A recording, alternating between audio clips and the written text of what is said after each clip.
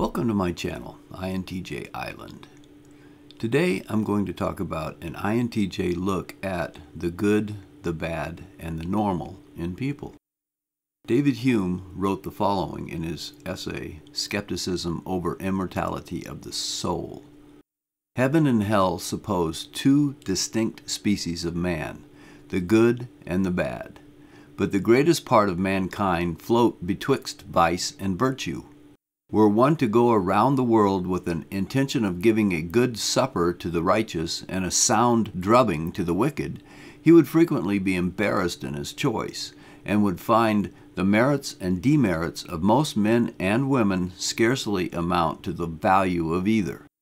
Aside from the inherent problems associated with the concept of dividing humanity between eternal bliss and eternal torture based solely upon anything done in this finite lifetime, I find the concept of the division itself to be impossible to rectify. Even if you assume the good will receive a piece of cake and the bad will not, and that is the extent of it, where do you draw the line? As Hume points out, it would be a problem trying to sort out this division because people, as a rule, don't fall fully into one camp or the other. Some have put forward the idea of a balance scale, where all your good deeds go onto the good platform and all your bad deeds go onto the bad platform. Whichever tray is the heavier, it will toggle the switch and you are deemed to be good or bad. Many Christians assert that you simply toss out all deeds of any sort and the switch is thrown by your choice to either accept Jesus as your Savior or not, because all your good deeds are considered to be only filthy rags, and you have to be attired in full formal dress in order to get your cake. Your actual life falls out of the equation, as it were. David Hume makes a good point. Human beings are not currently capable of perfection. We may or may not aspire to be perfect, but we always fall short of it. This is why when we do something exceptionally good, it is important to us. It is out of the ordinary. In other words, we don't ordinarily operate on the exceptionally good level. Of course, it would be impossible by definition, for if you always did it, it wouldn't be exceptional. However, the idea is still sound, for you know when you do something beyond your normal actions, and you know that you couldn't sustain that mode of operation permanently.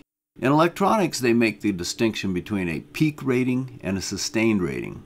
Sometimes, even electronics can do better for a moment, but it can't sustain it. What we can do is to increase our performance. We can improve and raise the bar on our ordinary performance. We are not stagnant creatures. We are dynamic and able to climb towards our goals. A juggler isn't born knowing how to juggle. He must learn that skill. We too learn things, and we can drastically change what we are capable of accomplishing in our ordinary mode. In the search for good and bad, let us look for a moment at laws. Are they only in place to curb the actions of the sociopath and the psychopath? No, they are boundaries set up to define what are the limits to acceptable behavior. A speed limit sign tells you what is the highest safe speed for all cars on the road. It also hints at the road conditions ahead. If you come up on a corner that is marked 25 miles per hour and you are going 55 miles per hour, you know that you better slow down or you might not make it around the corner. Laws should serve a purpose in only limiting behavior to the point where society can operate freely, while allowing the people within the society to live life as they would like, while limiting the friction between themselves and others. But does a law define good and bad? No. What it defines is what is legal and illegal, acceptable and unacceptable under the law. Isaac Asimov in his book Caves of Steel included a character that was a robot policeman who appeared to be human, and it moved through the Dome City as a human. Since the society was strongly anti-robotic, maintaining this ruse was important. The way the designers programmed the robot to operate as an officer was to define justice as being a state where all laws were enforced and followed. The human partner had an entirely different definition of justice, and could discern the difference between a just law and an unjust law. To the robot, an unjust law was a contradiction in terms. The law is a tool to help civilized society to exist. It is not an absolute standard of good and bad. It is not a standard at all. It is a structure, a wall intended to contain behavior within its boundaries. If you were assigned to David Hume's hypothetical task, how would you decide which of the rewards was to be handed out to each individual? As he pointed out, it would be embarrassing to even try. We have all done things that we are ashamed of in our lives and would be happy to undo. We have all done things that we are proud of and wished we had done such things more often. This reminds me of the story we tell children, where we say, Santa Claus will check to make sure what kind of children they are, and if they are nice, they get presents, but if not, they get a chunk of coal.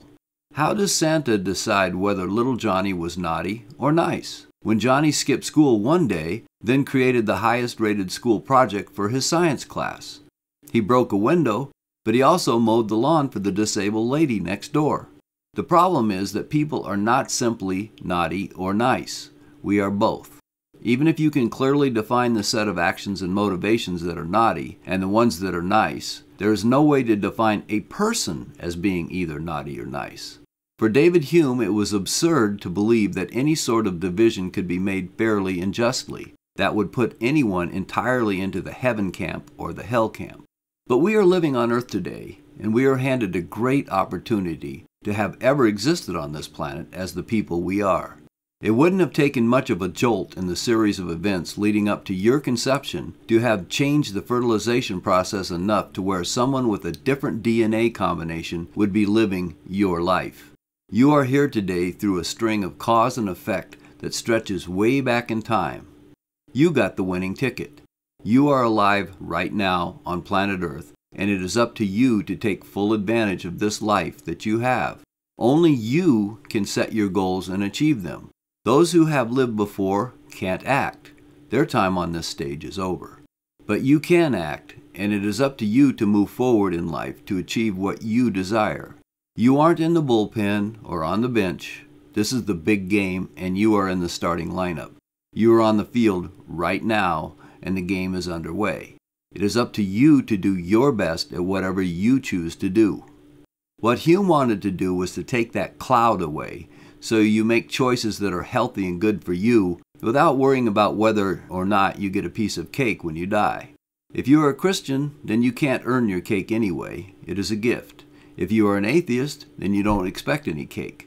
But in either case, you are currently alive, and you have this one chance to seek the joy you are capable of experiencing, the wisdom you can acquire, and to delve into the incredible complexity set before you like a banquet, to study, to contemplate, to understand, and to do that which you are so well equipped to do. You can't begin to exhaust the many talents you have within you. You are gifted in your own unique way, and it is therefore up to you to seek out your own unique path to happiness. This is the good, and to fail to do this is the bad, and to fall somewhere in between is the normal. INTJs have trouble with being normal, and in this case especially, that is a good thing. Are you living your life as though you belong here? Are you moving towards your goals? Are you glad you were born? If so, are you making the most of this wonderful opportunity? If not, what is holding you back? David Hume was using his sharp mind to seek out a path to the freedom to choose a life that exalts your existence by cutting the fetters that others would put upon you. Are you freely acting in your own best interest? I would appreciate it if you would share your ideas in the comments. If you enjoyed the video, please click like. And if you haven't subscribed yet, please do. If you click on the bell, you will also receive notifications when I put up a new video. Thank you for watching, and I'll see you next time.